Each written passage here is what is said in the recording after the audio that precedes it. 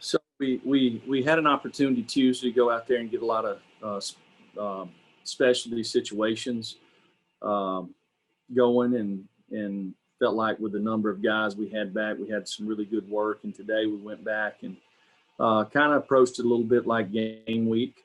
Started working some on South Carolina, and um, a lot of special teams. We've had a lot of guys out, so doing special teams is obviously got to be a premium for us with the guys that's had to bump around. So got some good work today. Seemed like we had a lot of juice out there, so that was good to see. Got a lot of guys back. It's the most guys we've had on the practice field since the third practice of camp. So it's good to see guys out there. Got a lot of guys that's got to get a lot of work in the next 9 days. So and they've got to put in time to do it. So, but it was two good practices in a row. We'll start with questions. We'll go to David Ubben, followed by Brent Hubbs. Jeremy, right now, if you guys don't have anybody else that has to go into quarantine, what percentage of your two deep do you anticipate being available to play against South Carolina? I would say all of them.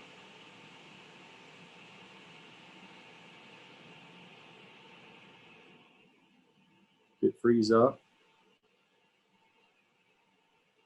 Come on. Can y'all hear me, Bill? Y'all can hear me? Oh, yeah. Everybody. David would have everybody right now. Go, bro. So we'll go to Brent. Brent, if you're ready to go. Yeah, Coach, with you moving into game week, it kind of, I guess, two questions, but I need to answer the first one first. Is there anything new on Cade Mays at this point? Yeah, so today we heard back from the NCAA. So they approved Cade's appeal. So this has always been a two-step process. The next thing is the SEC. So it's good that our governing body decided to allow him to play. Now we had a chance to talk to Greg much about it. I know this and this whole thing and from this pandemic, Greg Sankey is done a great job from a leadership standpoint with everybody within the conference, and his number one thing has always been the protection of the players and putting our student athletes first. So I have a lot of confidence in the outcome. So just as a follow-up for that, the first step is NCAA approves it. Now the league has to approve it, sign off on it. What's a timetable would you anticipate getting an answer there? As you obviously get ready to go into game week, you got to know where to put him in the two deep, so to speak. Right. So I'm not exactly sure on all the NCAA rules with transfers. We might be the only conference, or they might all be this way when it goes from conference to conference transfers. I don't know.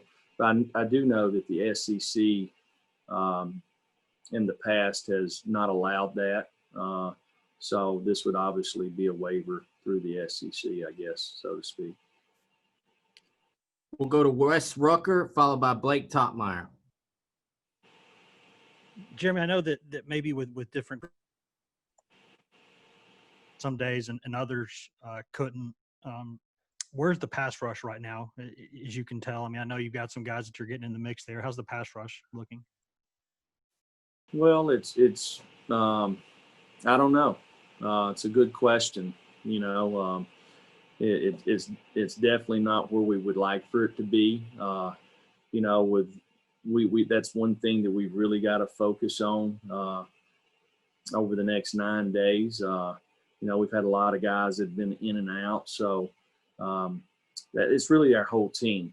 So we have a lot of experience coming back, and as these guys get back out on the field and get going, that's a positive with the experience that we have. We have a lot of guys that's played, a lot of ball for us. So we just got to get them going and kind of get back into the groove a little bit. And we've got to do that tomorrow, Saturday, Monday, Tuesday, and, over the next 4 days. We got to have a lot of competitive reps at practice, to get, to used to the game speed.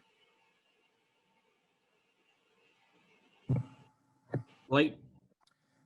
Jeremy, a couple guys that played a lot for you last year, Wanya Morris and Aubrey Solomon. We haven't heard much about them throughout the preseason. Have they been able to practice much this preseason? And what's your feeling on their level of availability for the season opener? Yeah, no, both of those guys that have been hit with the quarantine. Wanya twice, so he practiced today. I think it's the second time he's practiced in like 23 days. And Aubrey was out there today, so they got a lot of work to do, but hopefully we can get some plays out of them next Saturday. That will be determined based off the next week. We'll go to Trey Wallace, followed by Gustavo. Jeremy, have you guys been able to, I know you talked about the wide receiver position. Have you been able to get any guys back at that position? And how do you see them working with Jared Garantano today, getting ready for preparation of South Carolina? Well, we've really got to kind of knock the rust off, so to speak, in our throw game. A lot of these guys have been out. Most of them were back on Tuesday, and we got some good work today. So we've got to continue to do that. It's one of the positions that we were hit with a little bit of injury bug, and we had some guys out. So we got to get going there. Pruitt, you said today you had a great practice. What kind of like area of the team you said you was the most impressed the most, and you're most excited coming to next week's game? Well, you always really find out about yourself when you start playing games. You would like to think that you could predict it a little bit based off practice, but in full scale competitive, who runs through tackles, who secures the ball, who can respond when the coaches aren't out there in some adversity hits, who tackles, who can do it over and over again. We've had a lot of guys that's had a chance to do that, and we've had some that hadn't. So we've got to do a lot of one-on-ones over the next 4 days to get some of these guys going. So I wouldn't say any group. I think there's, until you kind of play a season, everybody, you're trying to figure out who you are and trying to create your identity. We'll go to Gentry Estes, followed by David Pascal. Yeah, hey, Jeremy. Just how far behind do you feel like you are from where you would be normally going into the first game week? And, do you expect it's going to be this way all season where each week is kind of its own thing? You got to figure out who's available, and every coach in the league is going to have to be that way. Well, I hope that, we've kind of reached the spike on our campus. I think it's been pretty evident across the country when you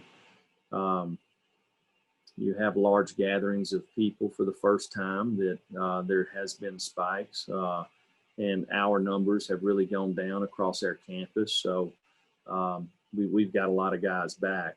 Again, we've not had that many COVID cases, but we have been caught up in the contact tracing some. So, but most of our guys are back now, and we've got to continue to make sure that we really kind of defend ourselves against putting ourselves in a situation to where that we could get it or get caught up in contact tracing. Jeremy, how did Bryce Thompson get jersey number 0 that was made available this year? Did he ask for that to you this past winter? And how competitive was that? Did several players want it? How did that come about? No, he asked me, really there was really only one other player that asked, but he was a freshman, so Bryce got it. We'll go to Vince Ferrara, followed by back to Blake. Coach, 2 things. Just to clarify, I know you're getting a lot of guys back, and some schools have announced players that have been ruled out for the opener. So you don't have anyone that you know of right now that's ruled out for the opener? That's one. And then two, can you talk about your assessment of the tight end position in camp? Well, we have some guys that are ruled out based off injuries, but I don't really want to share that. I don't want to give South Carolina a head start on us there. But the tight end position, we're working several guys there, and it's a competitive spot, and there's not much difference in the guys. So how they go about their business every day, how they practice, compete, you know, what kind of habits they've created. You know, they control it. We want to play the best players, and you know, we got some guys that are competing hard there to do that. Blake? Yeah, Jeremy, a lot of professional athletes have knelt in protest of police brutality and systemic racism during the playing of the national anthem. College football players typically aren't on the field during the anthem. Do you think college football players should be allowed to be on the field during the anthem? And how would you feel, you know, if players are on the field, if any of your players chose to kneel?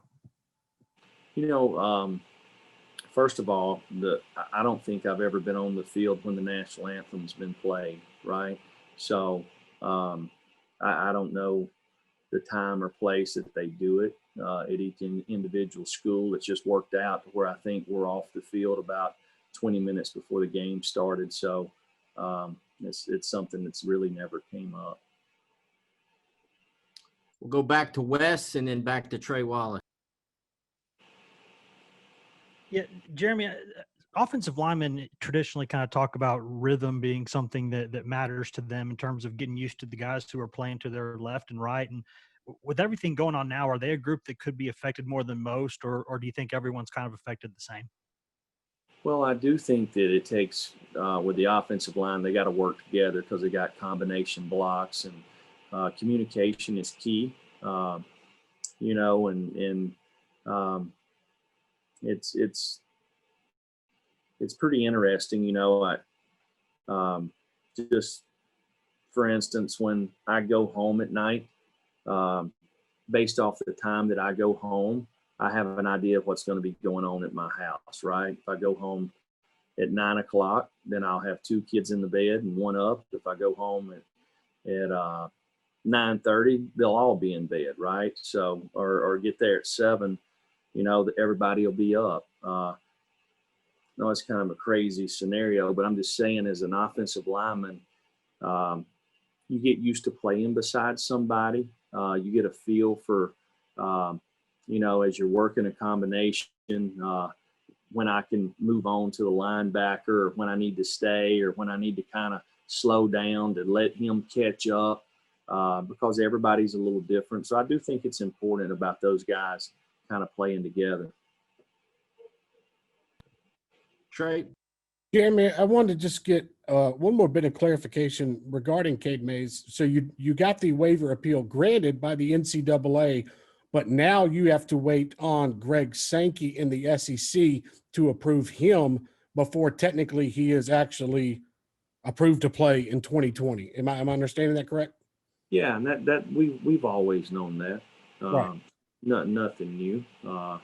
It's just this the way the protocol set up.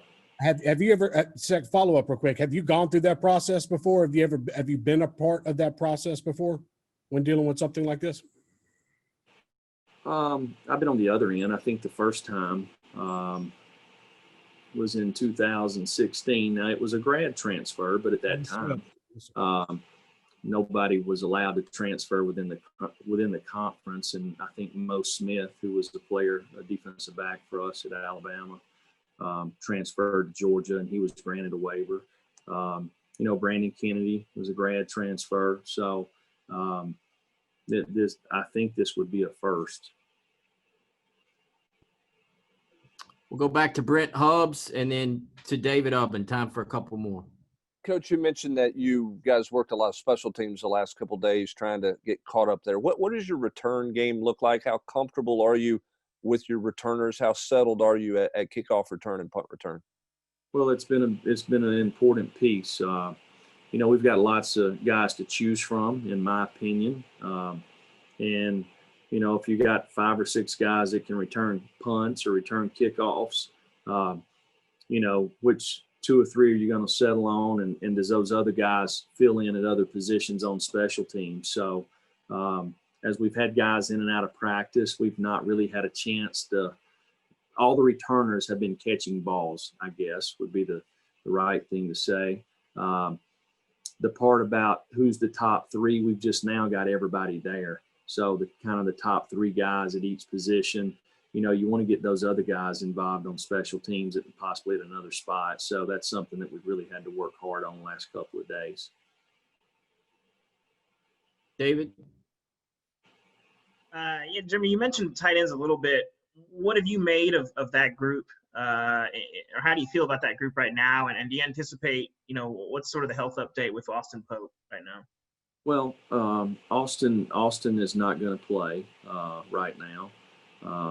And so we're working, Princeton Fant, Sean Brown, Jordan Allen, so Jacob Warren. So we've got a lot of guys that are getting reps in there. And hey, most of those guys have played very little football for us. So they've got to work on their consistency. They got to be able to block in the C area. They got to play fast. They got to be good communicators. That's one position that you really need to be instinctive to have a feel. So because we ask the tight ends to do a lot. So it's a position where there's lots of competition. I have confidence in all of those guys, but somebody's got to separate themselves. All right. Thank you all very much. See y'all.